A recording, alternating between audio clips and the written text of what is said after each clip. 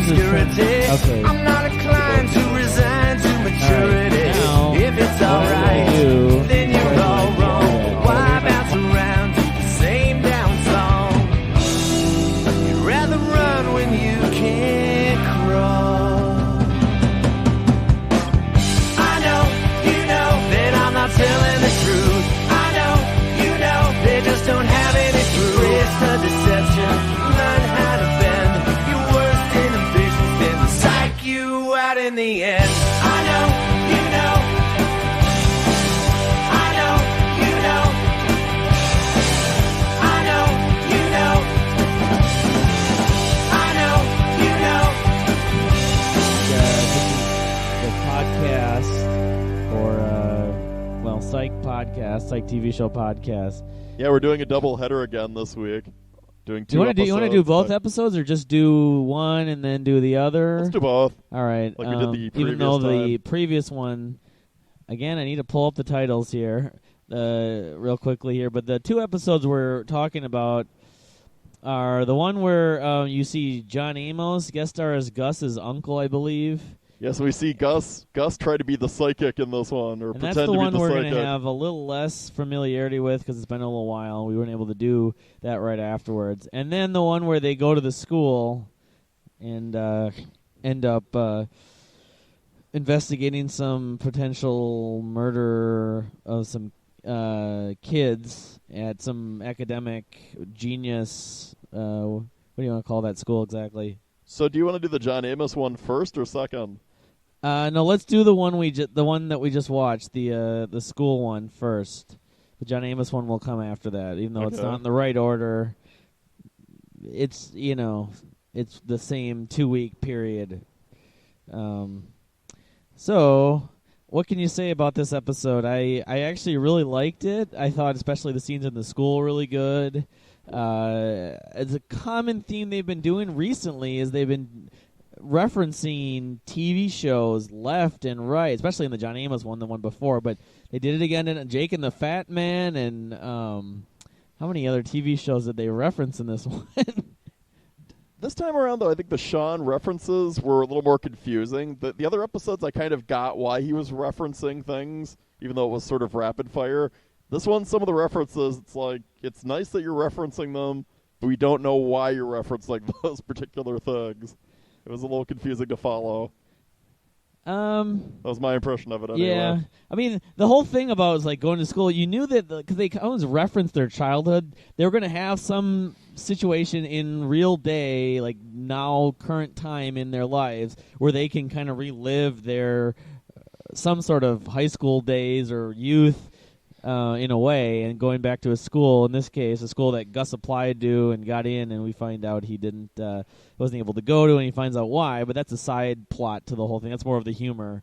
Although they actually did that more in the episode where Sean and Gus actually got to confront their younger selves in terms of going back to their Was that the past. last episode or a couple episodes ago? A couple episodes the ago one in the where- dream, yeah, I know. Where Sean and Gus literally, especially Sean, meets his younger self. Which we talked about in Communicates the with his last younger self. podcast we did. Which Yes. I think they will, and they should, for sure. I think they really should do more of, expand upon that situation where they get to kind of see the younger and the older Sean, go at it. And who doesn't have that kind of fantasy many years later looking back, like I wish I could go talk to my younger self and tell them about this and that, and Well, the other thing in Gus's case was I was hoping we were actually finally going to meet Gus's parents. We see Gus talking on the phone to his mother, or possibly also his father, but we still have not met Gus's parents. And I think because they made a Richard Roundtree reference in the episode, they should have had Richard Roundtree play Gus's dad. That would have been good little, you reference Richard Roundtree, and then Richard Roundtree appears as Gus's father. By the way, I finally did pull it up. This episode is number 22 of, I think, the entire show. If You're So Smart, Then Why Are You Dead? That's the name of it. And, I mean, that title also, to me, kind of speaks to the kids that are in the episode and their it's like, how come you're so smart? Why are you dead? They're these genius, and you mentioned to me that they're kind of like when they're making observations at the police station, especially. They're like little Sean's in training. Oh, it was watching them dissect Lassiter and carve him up like a Thanksgiving turkey is like watching Sean Squared going after Lassiter, and Lassiter being completely defenseless against the onslaught. It was wonderful. The other thing I, of course, liked was Maggie Lawson in this. Maggie Lawson, this is, I think, the best Maggie Lawson performance we've seen so far in this block of episodes. Like, she didn't really take it seriously when she had to, tell Sean and Gus about how, get out of my business, you'll pay for it, you'll regret it, Spencer, Yes, and trying to be the imitation Lassiter in that scene, she fell short. She was patronizing Lassiter. It was a lot of fun watching her, take on the Lassiter role of this episode, a little bit of role exchange, role reversal. I don't know, like the scenes in the classroom especially, some of the references they made, like Call Me Sensei, like the Karate Kid, or... Yeah, the references in that were better. The Kadeem Hardison one, we still have no idea what Gus meant by that, but the references were a little clearer in that part of the episode. Actually, I thought for a second there, and I think this is why they are like prodigies or whatever. They kind of almost had Sean on his tail a little bit when they're like, well, you just probably have good senses or whatever. That's kind of the whole secret behind the entire show. And these kids probably can maybe observe this kind of thing, whereas most people wouldn't. Well, obviously in every episode, Sean is basically a fraud, and there's always the possibility that he might get found out, which... I would assume they're going to say that to the very end, if they even do it in the last episode of the series, where somebody figures out, you're not really psychic, are you? It's like the girls in that classroom that didn't really look like girls. It was like an androgynous kind of thing. Yeah, the one girl on the left looked like a guy. Like, no Adam's apple, but in every other respect, that looked like a boy to me. You're all dudes, You're all but we're girls. Hilarious. You had to. I'm guessing. I would put money on actually. There's a percentage of the audience that did rewind it at that point, like wondering what the hell's going on. Well, I don't know who else did, but I know we had to. Or at least I know. I said, wait a second, that's a girl. Let's rewind that. Like the drink box. It was like an 80s school moment. Like, where can I get one of those Grape Delicious drink boxes? Yes, we like the Grape Delicious reference. It was spot on. I mean, there were some other TV references I'm just blanking on since we didn't just watch the episode, but it seems like they're kind of... That's almost becoming a cliche. I mean, what 80s TV show are they going to name next? You could, go down the list. Eventually they're going to run out. Well, again, also there was food involved because we go back to the kitchen near the end of the episode with Gus and Sean. Even so the old computer. The food is a recurring theme, which obviously we'll get into a little bit more in the John Amos episode. Maybe they need to investigate some sort of grocery store, a co-op, or a farm. Well, they have done farmers. The one episode earlier this season where they went to that farmer, but something to do with food. I mean, they have actually. Yeah, the last episode we're about to talk about, they do get a taste test a lot of food, which would involve, that was sort of like an excuse. I got the sense about that episode, but we'll talk about that in a minute. What they had to do is do one that's centered around a cooking show and maybe get Rachel Ray to be the guest celebrity. Mm-hmm. Have kind of Rachel Ray imitate herself as somebody who hosts a cooking show, and I think that would be fun. They'd make the cliche, they spoof on American Idol, spoof on Rachel Ray. Or Martha Stewart, that would also work for me. If they could talk her into appearing on the show, which I don't know if that... She might be an ungettable guest. Looks like we have 2 episodes left after this episode listed on TV.com. I'm not certain that's the entire duration of the season, or half season. I'm getting really thrown off by this whole thing with this, specifically with another show called Kyle XY with this half season. They're saying the season finale, even though they come back in 4 months. But looks like Rob a Bye Baby... Sean and Gus want to be put on a burglary case, so they offer to find Chief Vic a nanny. And then the one after that, bounty hunters. Juliet asks Sean and Gus for help in capturing an accused murderer who escaped from her. They track the man down, but soon discover he is innocent, and they try to find the real killer, but things are complicated by a bounty hunter. That almost sounds like that one episode they went last year with that guy that was dead. The guy that was dead, and it turns out he wasn't dead. He was just hiding out. Speaking of Jules / Maggie Lawson, this weekend, maybe some people got to see on the Family Channel, they repeated the 2002 Nancy Drew movie where Maggie Lawson plays the title character. They should have. Oh yeah, they also made a reference to Nancy Drew, and they didn't have Maggie Lawson in that scene. They I wish they could have had her there and Yes. gone for the inside joke, but that was a missed opportunity.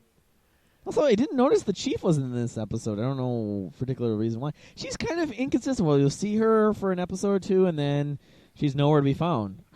I wonder if it's a case where maybe there was a scene with her at some point. It was deleted because of lack of time. Well, we haven't actually checked out the online. Well, Jules made content reference to the Chief in the episode, but yes, we never saw her in any of the scenes. Well, I mean, this episode we probably found out more about procedural and what actually her and Lassiter do on their job.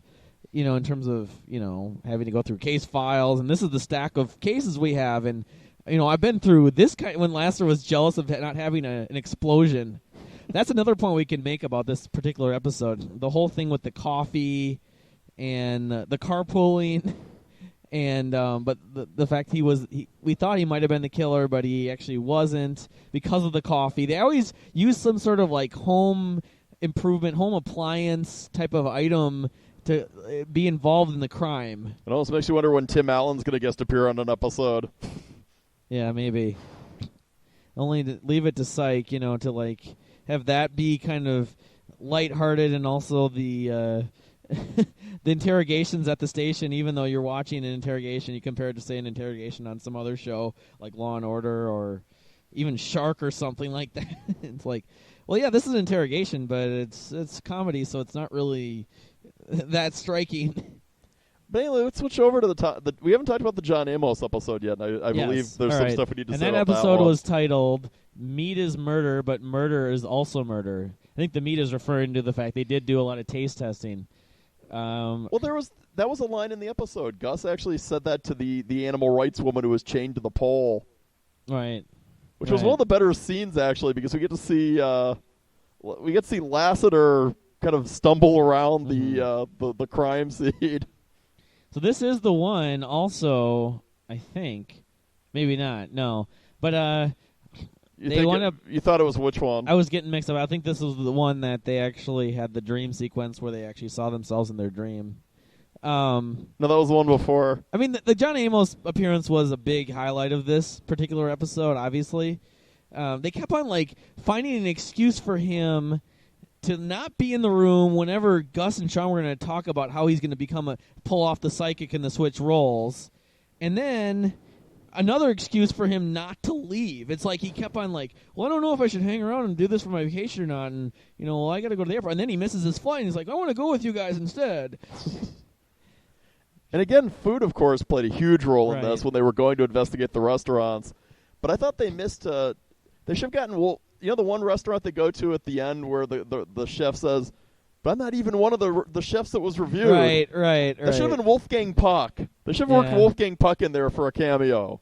And I thought that, I really wish they had. Like, that would have been hilarious. I have a cousin that actually works for Wolfgang Puck, but I got the sense about this episode, and we've seen the reoccurring theme of, I think food was actually a theme last season as well, but it kind of got even more expanded upon this season. Always Gus eating the food at Sean's dad's place. I think this was partially an excuse for them to just kind of incorporate food into the plot.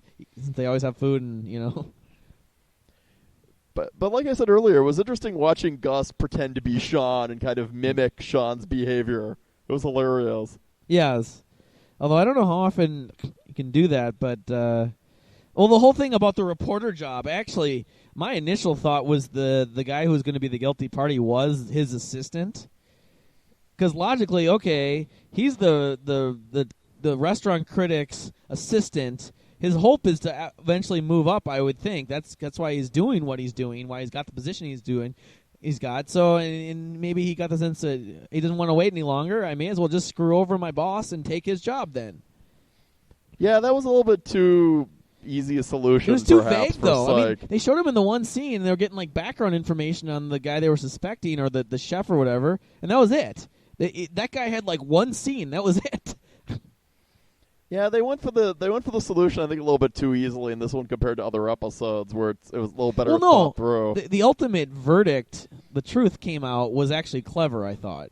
I mean, how he did it, how he changed the mushrooms or whatever, and yeah, that was a good little touch. I mean, it was very specific and very unexpected. You couldn't have it was not it was out of left field. But I'm just saying, but the who ultimately turned out to be the villain wasn't really all out of left field. It was like, for once, the logical suspect was the person who also did it, the person who was looking to do job advancement. Yeah. Now, if I could go for seeing this episode again to refresh my memory. If the villain had been a chef who he hadn't screwed over in a review, but who had another reason for killing him, I think that would have been an interesting twist. In fact, if it'd been the chef who he hadn't reviewed who'd killed him, but who had some other reason for wanting him dead, maybe as a gift to the other chefs in town, that could have been an interesting twist if they'd gone for that as having that person be the villain. I couldn't help but thinking of a friend of mine. If you recall, our friend at this radio station we used to volunteer at, we used to have the pledge drives, and the food would be, let's say, it would be pretty unlimited in terms of what we would have available to eat. My friend was just a bottomless pit, and at the end he's kind of patting his stomach like, that was nice. And you see Sean and Gus walk out of the restaurant doing the same thing. And then John Amos is like, yeah, I don't have any room on my belt buckle anymore or something like that. As I mentioned before, now that we've had John Amos on there, I think they should have Jimmy Walker guest appear as Gus's cousin. So Jimmy Walker, of course, played John Amos's kid on Good Times when he was JJ. Dynamite. The only thing I didn't really follow entirely with this, though, is John Amos's character. The whole Gus name thing, they kind of really got obsessed with. I mean, it's not really, I wouldn't treat that as that big of a deal. And it was like, well, he's got to be a psychic, and the reason why he took his name, and we got to convince him he's a psychic. And then the minute that he kind of doubts Gus being a psychic, he totally turns on him. It just, I don't know, that was sort of the whole shtick about, well, why he's named Gus and not his real name, Burton. Yeah, why doesn't he just go by Bert? You know, it kind of was an excuse. I mean, it was an interesting plot, but they bring him back, which very easily I think they could bring him back. In fact, also, we mentioned this before, I think they should get Dule Hill to guest star on Men in Trees, because John Amos is on that show, but... although they had Orlando Jones play John Amos's son on Men in Trees, so they've already, unless we find out has yet another son. He could be a nephew or something like that instead. You know, he could be... Well, the only thing I think they should do is do a play on the word, play on the name Burton and get LeVar Burton to guest appear on an episode of Psych. I think we've said that before, but... Well, I mean, what does LeVar Burton do now? He seems to have kind of dropped out of the business, and it's a shame because the man's a fine actor. He was great on Next Generation, and for that matter, he's good on Reading Rainbow, too. Wouldn't mind seeing more of him. But... Well, anyway, I guess I would rate this episode. I mean, like, some of the other podcasts I've been here have been doing ratings. What do we call it? Senses. Out of 5 senses, what would you give this episode? I would give it about a 3.5 senses. I'd give the one that followed it, if you're smart, then wired at about a 4.5, 4.25 senses. I think the gap is closer than that. I enjoyed them about equally. I actually really liked the other one more. The one from last week didn't have the all-star guest appearance, didn't have a John Amos or anybody that notable guest appearing on it.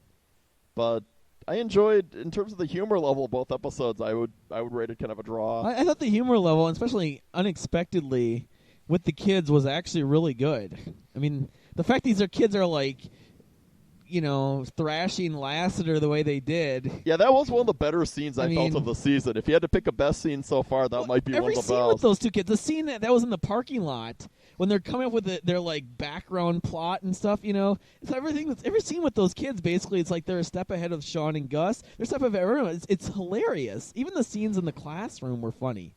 And the John Amos episode, not that it was a bad episode, but you think, okay, John Amos with Dule Hill on Psych, this is a formula to be one of the best episodes in the history of the show, and I didn't really necessarily I wasn't left that. I mean, the food element was probably the best part of it, actually, not John Amos. Well, no, it was still... They could have given Amos a little more and maybe fleshed out the character a bit more, but still, it was fun watching Gus try to, suck up to his uncle and make up for this... whatever this injustice is, because he goes by, Gus instead of being Bert or whatever whatever the story is there. They are at least involving more of Gus's family, which also begs the question, are we ever going to find out what happened to Sean's mother? Yeah, how come we never... I mean, why don't they do a flashback where we actually see Sean's mother? I wonder if that's something the writers are planning. Or maybe the he was producers are raised planning as at an some only point. child. I mean, maybe one parent, maybe... Well, I wonder how old the Sean character was when his mother died. Have we ever answered that question? Maybe she's not dead, necessarily. We don't know that yet. Maybe it's possible that Sean's dad was, a cop, and she didn't want to be married to a cop, but they had a fling. She had a kid. Whatever, he got promoted to being a deputy or whatever, and she went somewhere else and got a career doing something else or whatever, and he was raised only by his dad because he's never referenced his mother. I don't remember once. Well, have they ever explained whether the mother died or they got divorced? Have they even answered that question? Not that in the I'm aware series? of. I mean, we can go back and watch the first season episodes, see if they ever mentioned it. I don't think they did. Well, also the other casting twist they could go for is Corbin Burnson's real life mother is an actress on the show Young and the Restless. I think they should have her show up as Sean's grandmother. I think that could be a fun little twist in an episode. But at least we are getting a little bit more of Gus's background, even though we've never met his parents. I think that's got to come now, especially having witnessed in the episode last week Gus's conversation with his mother on the phone. We need to meet Gus's mother. That and the romantic slant. My guess, because I could be not right here, but on the surface it looks like there's only 2 more episodes left until 0.5 of the season. 2.5 is done. But they come back in January, I believe, late January. I think in the second half, the season 2.5 versus season 2.0, they could easily bring up Gus's family finally being introduced, and maybe the romantic side. Maybe they'll actually introduce. Maybe in the last episode that'll come up. We'll have to see. I don't know. Then again, this is somewhat of a kind of random 1 week. It's not. There isn't that much of a chronological. It doesn't rely on chronology necessarily. It's just one case every week. Psych has yet to do a 2-part episode, so they don't really. They did the one reference in this episode about Juliet being the 1-year anniversary or whatever, but I don't get the sense it's more of anthology in that it's just Gus and Sean have a case each week and that's it. Well, yeah, it's absolutely not a serial or soap opera format show where you have to tune in the week before, like Desperate Housewives, where you have to tune in the week before or you're lost the next week. I mean, a good comparison would be Monk, I guess, and that show hasn't really vastly progressed in terms of from one season to the next, or introducing this character and that in the background. But as a fan, one of my possible hopes would be maybe they will do something with the romantic side and or do more on the family in the second half when it comes back in January. So anyway. One last thing I wonder is what is USA going to do in the weeks when they run the last new episode after that? Are they going to run just reruns? Are they going to throw on episodes of Law & Order, which is what the USA Network seems to love to do whenever they've got an open time slot? Well, they did rerun it. They did air reruns still, but it wasn't necessarily on that time. I don't remember. I know they, even up until the premiere this past summer, they were still running it Thursday nights, like at midnight Central Time, whatever time that is. I think they've stopped doing that, haven't they? They do the rerun later in the night, but they don't. That's it, and they don't run the psych outs and the rerun later in the night. They run it later in the week. They run it or not later in the week, the next week rather. They run it like on Wednesday or Thursday night now. They are still doing that? Well, they were up until recently, at least. I remember seeing it. I've missed out on that, I guess. And sometimes they'll do it during the day or on the weekends. On Saturday they were running it too. I don't know. I mean, USA, it's a cable network. It's completely unpredictable with them. The one thing I was also going to mention, do you want to make a comment, although we haven't watched all of the Psych Out content online, but just from remembering what they were on the episodes, the one that was for the most recent episode was not bad. It was more one of those standard outtakes. Bloopers. Yeah. I mean, those bloopers don't take much. I like it actually better when they do karaoke or they do some little twist during the Psych Out. That one episode recently with the car, they were doing that whole going to Arizona or whatever. Well, as I mentioned, I like that one because I have a friend who lives in Arizona who still unfortunately has not gotten to see that Psych out and needs to. Maybe all the music ones are on the website. I don't know. There hasn't been as many. So, the one before it, my mind is blanking. I think one of them. I'm yes, trying to remember what did they do. I do with the remember. John Amos I do remember episode? at least part of it. One of it, they had showed a clip of him in the newspaper's office when he's basically breaking down the culprit. I don't particularly remember it being gigantic, but the funny thing was it was in front of like 40 people who were mainly all extras at the newspaper. Basically, he was trying to like expose Gus as, the psychic or whatever. But I mean, it wasn't that memorable. I think the last two psychouts have been kind of subpar. I would agree. They Overall, need this to come up with a season better they one haven't next been. time. There's been like 2 or 3 good psychouts this season, at least on the airing, on the broadcast airing. Maybe the second half they'll have some better ones. I don't know. Or maybe in the last 2 episodes they'll come up with some better ones. At least. But well, anyway, hopefully we can get this set up and upload it using a temporary file onto SendSpace or some other hosting. Because I'm not really able to do the. I'm not really having much luck with the subscription situation, so it's just gonna have to be that way. But we're experiencing technical difficulties. Please sit by and do I guess nothing. a grand total of 5. People have never even heard this. I think 5 of these things all to listen to at once. You and I have the only ones who've listened to it, but hopefully we can get going on that. And then I imagine on the break time after this half of the season is done, more people may be able to find a way to catch up. And we talked about maybe we can start doing last season's episodes or something. I actually did buy the DVD package, but I haven't had a chance to really look at the bonus features yet to assess, whether it's worth it or not for someone to get. There's a it. special later podcast, a special podcast weekend. I haven't seen it myself, so I'll have to look through the stuff and get. Yeah. There is an unaired pilot because they guess they filmed the pilot differently originally and then made changes to it for. I can imagine it's on YouTube. What we finally ended up seeing. It's probably on YouTube. At least a little preview for it. But anyway, that's about it for now. Thanks for tuning in. If you do ever hear these, hopefully at some point on a more regular basis. But we can get going with this and communicate and welcome your feedback or criticism. Get psyched and stay psyched.